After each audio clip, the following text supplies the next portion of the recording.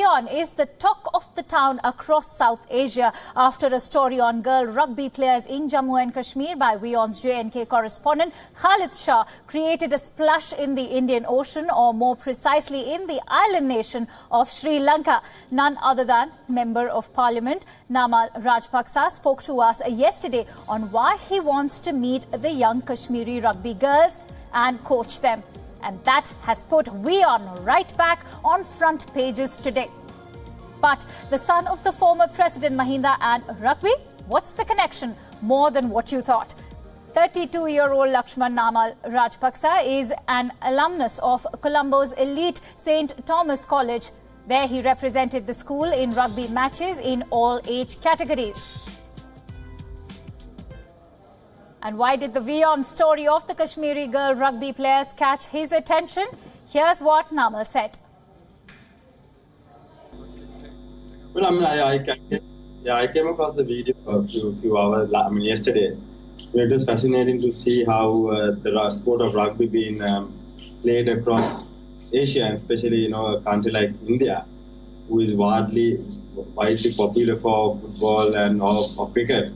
You see all of a sudden kids get together to play rugby, and especially when it's girls. Nowadays, as you know, women's sevens is an Olympic sport, and men's sevens has become Olympic sport. It's important for any country participate and who looks for medals in Olympics. To promote such sports that has that can win medals.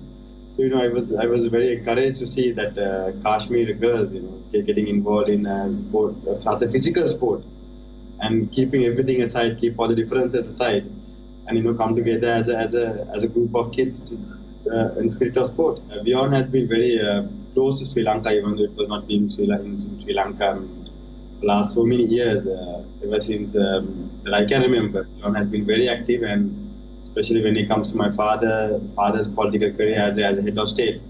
WION has done a couple of interviews, and I'm sure WION being more involved in Sri Lankan news and taking it globally will give the opportunity for Sri Lanka and also for WION to express their ideas and views, and also take that message across the globe.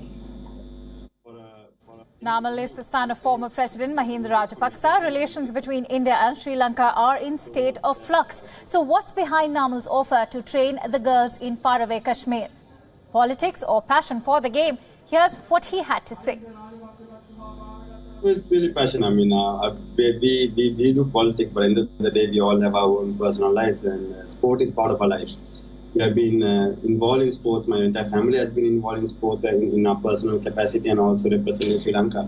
And especially when you see an area like Kashmir, a lot of news has been made in Kashmir which is not positively taken by most of the people. So this is something that we all can look forward to. As you know, sport is one way of reconciliation, one way of getting communities together, getting people together, getting countries to connected. If you look at something like IPL, where you get the world coming into India to witness IPL and to be part of it, and especially when myself being a rugby player, when I see Kashmir sports club and schools representing women's rugby, it's something that we all have to appreciate. And when we can contribute something, as former Indian national coach is also Sri Lankan, Mr. Ronnie Ibrahim, who is working in my own sports club, and who is also one of the development coaches in CHNFC, the club that my brothers are playing, and myself being involved in management.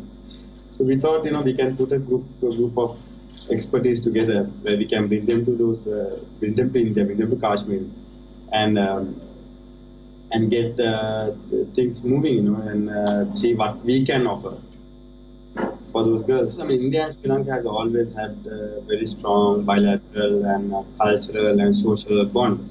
And of course, we have had our own ups and downs in our relationship. But something like this, will more strengthen people-to-people contact. It will allow the Indian community, the sports-loving people, to understand what Sri Lanka can offer them. And especially a country like India, with a lot of human capacity and also a lot of financial backing, getting involved in women's rugby, will definitely help the game of rugby as well, and that will help the region to develop rugby as a sport. Sports proves to be a good way to melt inhibitions and rebuild bridges between nations. If all goes well and the young politician gets his wish to train the Kashmiri players, it may well benefit Indo-Lanka relations as a whole. Take a look now at WION's story that has had such a tremendous impact.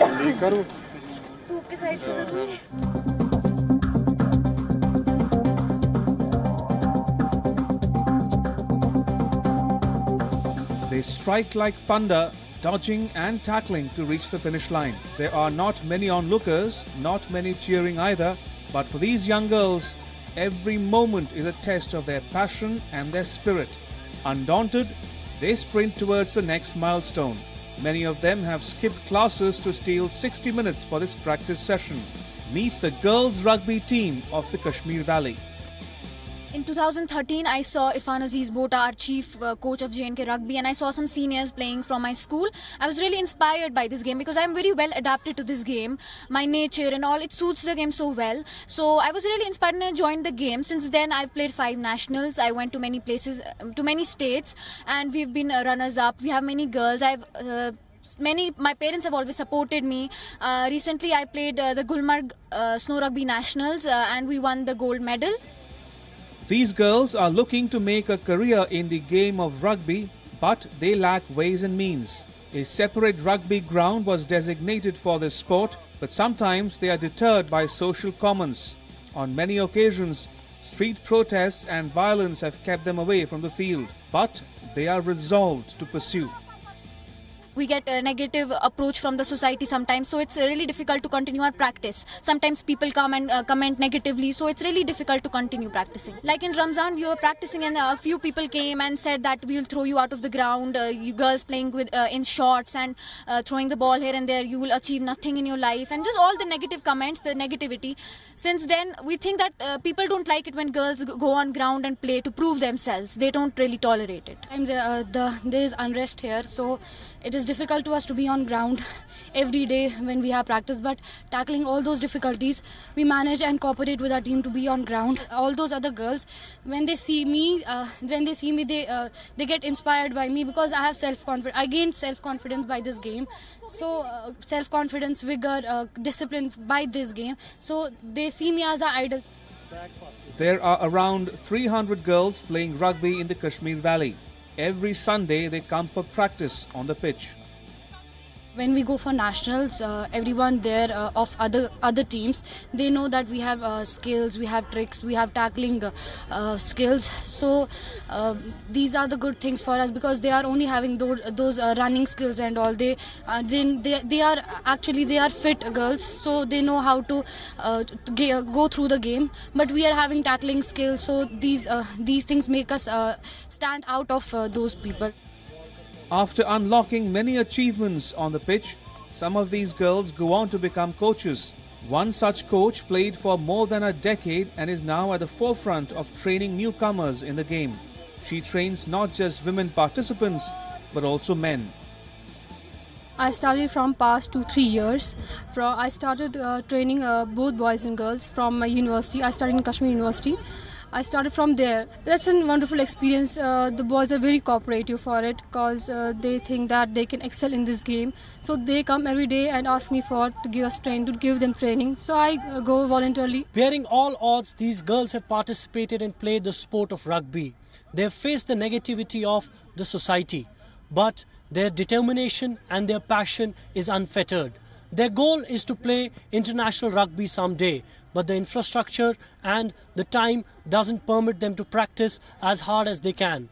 Their goals are unfettered. Perhaps a little push from the government and the society will make them achieve their dreams. Reporting for WION in Srinagar, Khalid Shah with camera person Farooq Wani. And that was WION's Kashmir correspondent Khalid Shah's story, which has been making waves in faraway Sri Lanka. And joining me from the newsroom is WION's senior foreign editor Padma Rao. Padma, just to return to Sri Lanka briefly, Kashmir and Sri Lanka are at the opposite ends of the Indian subcontinent, and yet we now have an opposition politician offering training to young Kashmiri sportswomen. You've covered Sri Lanka for so long. How do you explain this curious development? Yes, indeed. Now, this is Namal Rajapaksa. He is the political heir of the former president, Mahinda Rajapaksa, who is a leader of the opposition. He's just founded his own political party, the Podujuna Peramuna, the People's Party. I beg my Sinhalese pronunciation is not perfect. And this party has been extremely victorious, has done extremely well at provincial polls. And because it's emerged victorious, it seems pretty likely that that the family, the Rajapaksa family, will return to mainstream, to the centre in Colombo. So I think, WION has had the opportunity to have several exclusive interviews, both with the former president as well as with MP Namal Rajapaksa. And both of them have told us, it's been obvious that they are trying to make amends and trying to make overtures towards India. I think there is, an attempt being made to re-establish friendly relations with India, which have been on the back burner for a while. So I think that is the main reason. And, it remains to be seen how New Delhi reacts to this overture and whether it leads to, greater friendship between the two neighbours at all. So, Padma, before we let you go, what's the relationship between India and Sri Lanka like at this given time? Well, this particular family, the Rajapaksa family, has been, when it was at the helm of affairs, that's when the 30-year civil war in Sri Lanka ended. And and China and Pakistan were two nations that supplied arms and training and, to the Sri Lankan armed forces so that it managed to defeat the LTTE. Now, keeping in mind that at that time India was under the UPA coalition, and it was a very indecisive government because it also had components of Tamil Nadu political parties which did not want India to ever get involved again, and perhaps rightfully so after the terrible operations in northern Sri Lanka under the IPKF. So this is a bit of a background. Now, if this political party and if this former president and his family come back to power, because they are all in politics, this is a very old political family of Sri Lanka, then will there be room and space to re-establish a friendly relationship? Because again, even over the last 2 or 3 years of the government of President Sirisena, things have not exactly, relations have not taken off the way New Delhi was expecting or Colombo was. So if there is a change of government in Colombo, then we might see a revival of good relations between India and Sri Lanka. Right. Thank you so much, Padma, for bringing in your precious perspective. Senior foreign editor Padma Rao joining us there live from the newsroom.